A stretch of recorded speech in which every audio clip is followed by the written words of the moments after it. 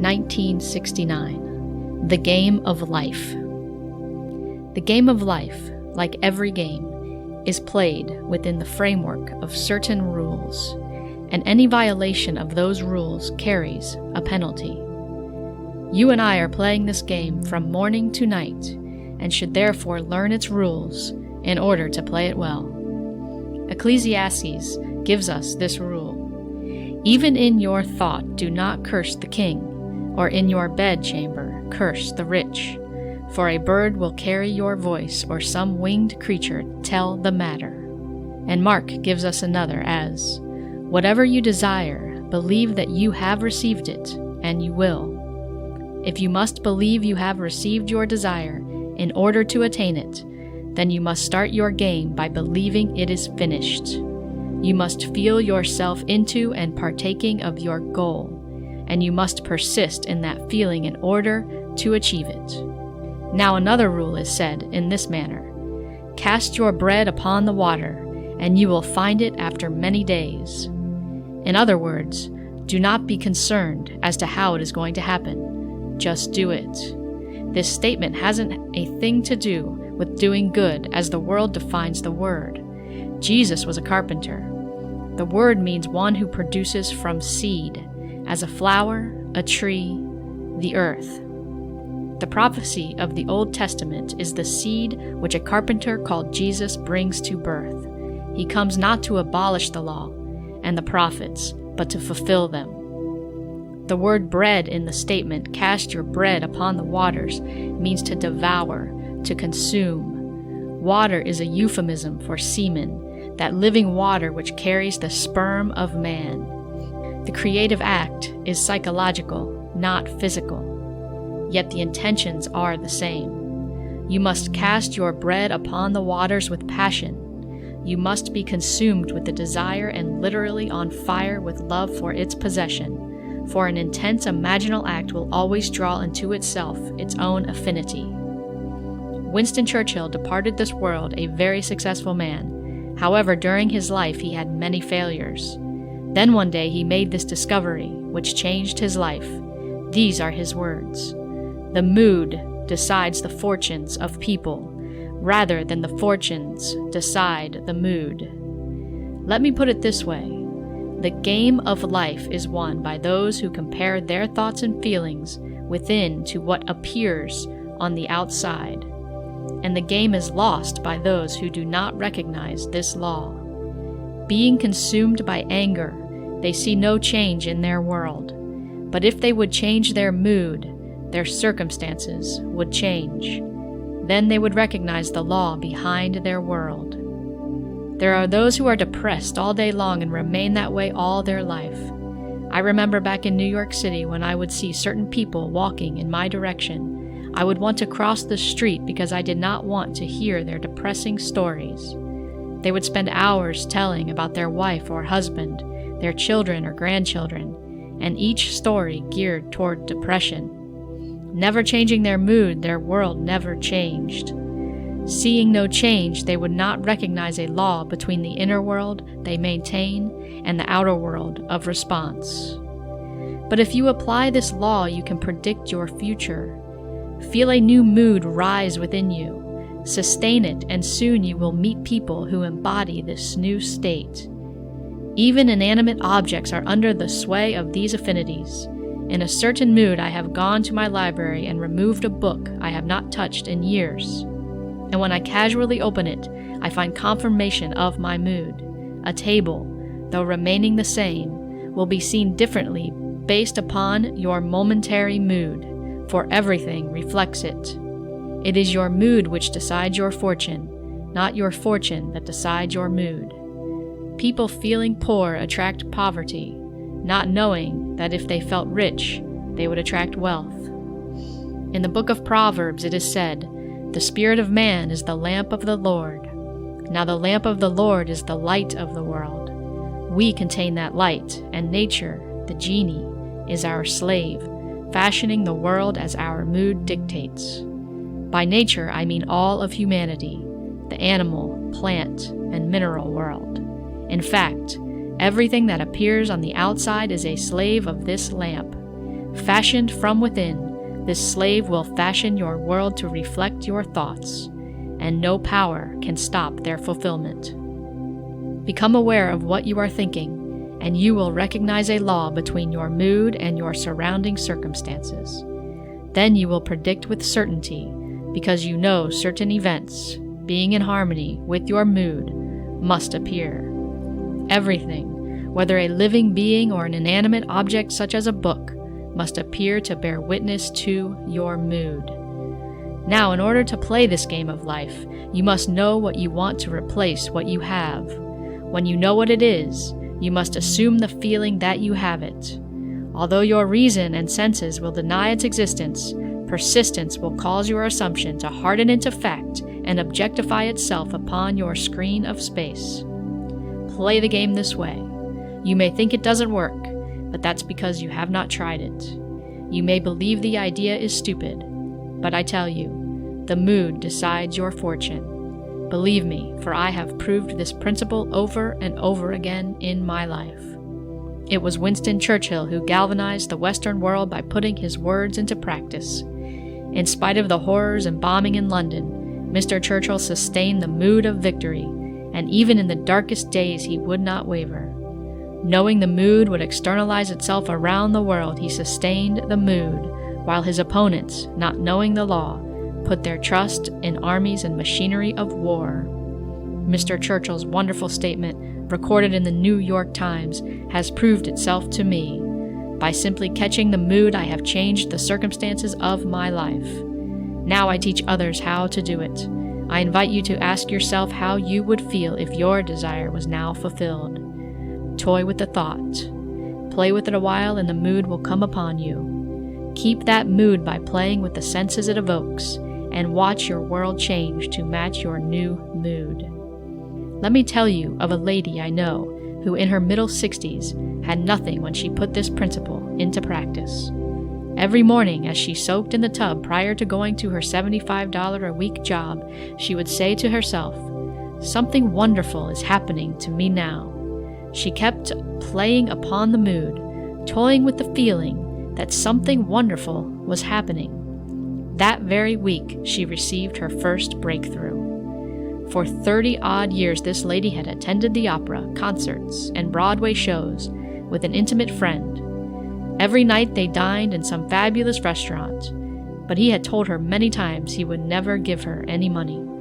But he suddenly had a change of heart and signed over $100,000 trust fund to her to be spent immediately as she so desired. A short time later, she began to apply the law to a greater degree, and he again set up another $100,000 fund for her. Now, this lady, whose rent is $165 per month, can't spend the income she receives from a $200,000 fund, plus her Social Security, but she isn't satisfied and wants more. The old gentleman has a little hardening of the brain now, and they have parted company. And because he refuses to see her, she curses him, though we are warned. Even in your thoughts do not curse the king, or in your bedchamber do not curse the rich, for a bird of the air will carry your voice, or some winged creature tell the matter. This lady calls me every week to tell me she is overcoming the cursing. I hope so, because other things can come into her world if she continues to do so. The law has its positives as well as its negative side. I am not here to judge how you use the law, but leave you to practice it as you will. If you are in the habit of thinking negatively, you are not going to sustain the thought that you are all you want to be. You may hold it for a few seconds, and if it does not prove itself instantly, you may deny it. But in order to play the game of life, you must know the rules and apply them. And remember, as in every game, there are rules whose violation causes failure. You cannot deceive yourself, for God is not mocked. As you sow, so shall you reap. In the world you may get away with a violation that the referee did not see, but you cannot get away from the observer in you, for he and you are one. If you know what you did, then he knows, for your awareness and the Father of your world are one. You cannot deceive yourself. You cannot mock yourself. God is going to record your every violation and mold your world in harmony with your feelings. Let me now share a letter I received from a friend. In it, he said, "Last Monday night, a friend asked me for help, so that night I spent a half hour imagining I heard the words he would say if his desire were realized. Just before I awoke the next morning, the friend's wife appeared in my dream and thanked me for my help. Then Tuesday evening, while enjoying some music in my living room, my friend appeared in reverie. Speaking with authority, power, and joy, he used the identical words I heard when I imagined him confirming the fulfillment of his desire, and I felt the thrill of completion. It is my hope that confirmation will come in the immediate present, and my friend will hear the man tell him in person of the fulfillment of that imaginal act which was set on fire by his friend." Now, in another part of his letter, my friend said, "In a dream I entered a hotel lobby, registered at the desk, and asked to be called at 7 o'clock in the next morning. As I watched, the man marked a bold 7 over my name on the card. Then I awoke. This is a marvelous vision, as 7 is the numerical value for spiritual perfection. It also has much to do with gestation and incubation. In the insect and animal world, I am told that 280 days is a multiple of 7. We know that a hen's egg, if properly incubated, takes 21 days. Again, a multiple of 7. Here we find birth has multiples of 7, but in his case, it is an incubation of spiritual perfection." Another lady wrote saying, "I saw myself lying in bed, ghastly pale as though dead. Suddenly a giant of a man rose out of my body." Let me tell you the story of a wonderful artist who was also a mystic. His name was George Russell, but you know him best as A.E. He said, "I will tell you this vision, but where it happened I will not say. It was a vast hall with the columns made of living opal, as though the colors of dawn and evening had blended into something alive. Between the columns were thrones upon which fire-crested kings were seated. One wore a crest of the dragon, another plumes of fire. In the center a dark body was stretched out on the floor as though in a deep trance. At the far end of the hall, on a throne higher than the others, sat a being with the sun's glory shining behind him. As I watched, 2 crested kings rose, and stretching their hands over the body on the floor, sparks of light came out of them. Suddenly a figure as tall, as majestic as these fire-crested kings, rose out of that dark body. Looking around, he recognized his kin and raised his hand in salutation. Then they leaped from their thrones, raised their hands in the same wonderful greeting, and, like brothers, walked toward the end and disappeared into the sun. Each vision is a foreshadowing of what will take place. A.E. perceived him as coming from another, while this lady saw him as coming from her own being. They are both adumbrations of a wonderful event which will take place in everyone, for that crested king, who is the Son of God, is housed in all. It does not matter whether the body be that of a woman or a man, or what the pigment of the skin may be, within each of us is the Son of God who, radiating his glory and bearing the express image of his person, is the great lamp of the Lord. And one day this majestic being will rise out of your garment of death, and you will enter the land of life. But while we are here, let us learn the rules of the game of life and play it. Life itself is caused by the assemblage of mental states, which occurring creates that which the assemblage implies. My friend mentally heard the words he would hear if his desire for his friend were fulfilled.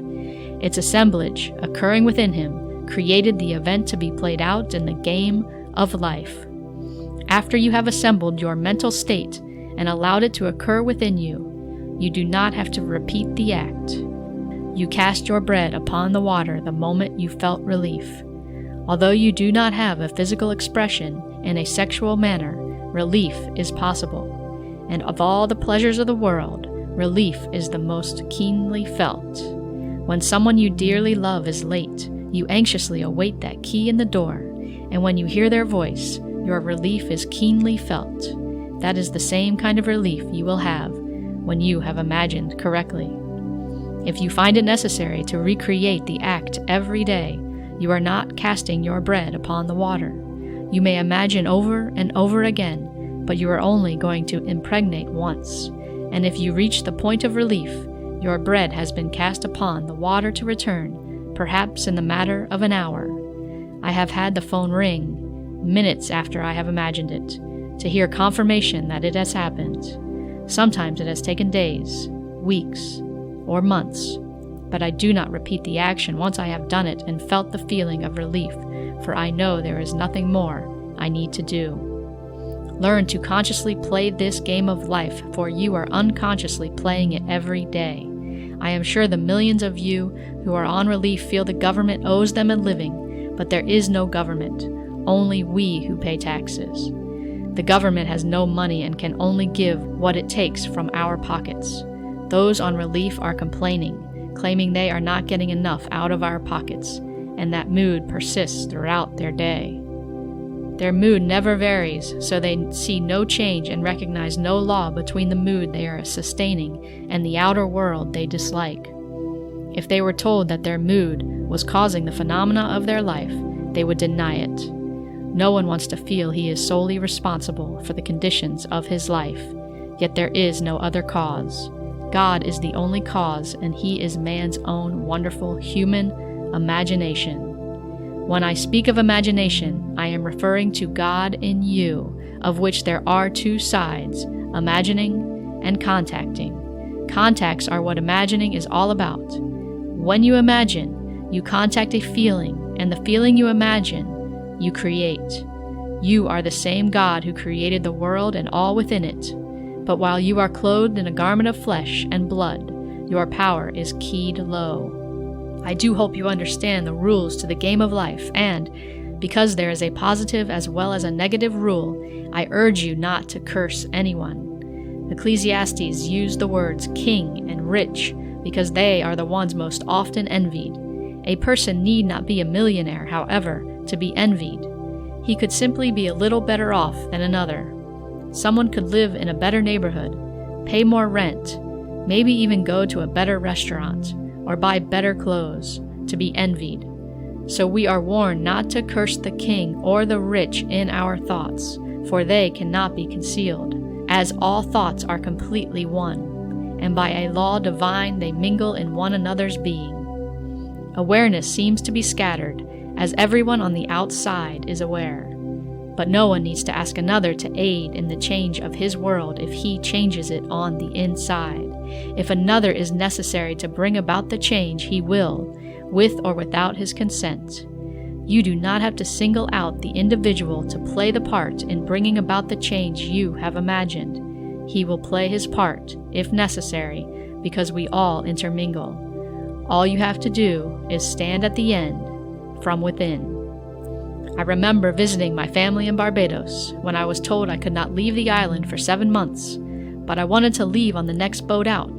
To me, being on that boat was my end. So, while sitting on a chair in my parents' home, I entered the boat in my imagination and viewed the island as I was departing. I did not know how I would get on it, but a week later, when the boat left the island, I was there.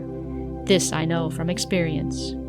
In your desire to go anywhere, you must first go there in your imagination, and even those who may deny your request will aid you when the time is right. I got out of the army that way. Knowing I wanted to be honorably discharged, and in my apartment in New York City, I slept as though it had already happened and I was already there. Then my captain, who had previously disallowed my discharge, had a change of heart and aided in my release. Anyone can do it. The game is easy to play and can be lots of fun in the doing. Think of an object you would like to hold. Think of a place you would desire to be.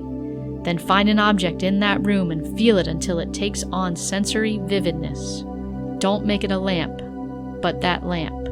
Not a table, but that table. Sit in the chair until you feel the chair around you. View the room from that chair and you are there, for you are all imagination and must be wherever you are in your imagination. Now cast your bread upon the water by feeling the relief of being there, and let your genie, who is your slave, Build a bridge of incident over which you will cross to sit in that chair, hold that lamp, and touch that table. In Genesis, the story is told of Isaac, who was unable to see but capable of feeling, calling to his son, Jacob, saying, "Come close, my son, that I may feel you. Your voice sounds like my son Jacob, but you feel like Esau." At that moment, Jacob, the imaginary, purely subjective state, possessed the qualities of Esau, the objective world. So Isaac gave the imaginary state the right to be born. As Isaac, you can sit quietly, and with your imaginary hands you can feel the difference between a tennis ball, baseball, a football, and a golf ball. If they are nothing, because they are subjective and not objectively real to you at the moment, then you could not discriminate between them. But if you can feel the difference between these so-called unrealities, then they must be real, although not yet made objective in your senses. The moment you give them reality in your mind's eye, they will become real in your world. Try it just for fun. Take an object and thank the being within you for the gift. Then thank the one on the outside, for within and without are vicarious, as is life. For by observing an odor, a look, or a feeling within, you will discover you are life itself. Yes, life is a game. Paul calls it a race, saying, "I have finished the race, I have fought the good fight, and I have kept the faith." I call it a game. Both are competitive, but the opposition is with self and not with another, for there is no other. Do not try to get even with another. Grant him the right to use the same law to achieve his goal, even though it may be similar to yours. The knowledge you share will never rob you. Simply determine your goal, feel you have achieved it, and cast your bread upon the water. Then drop it and let the game of life be fulfilled in your world. Now let us go into the silence.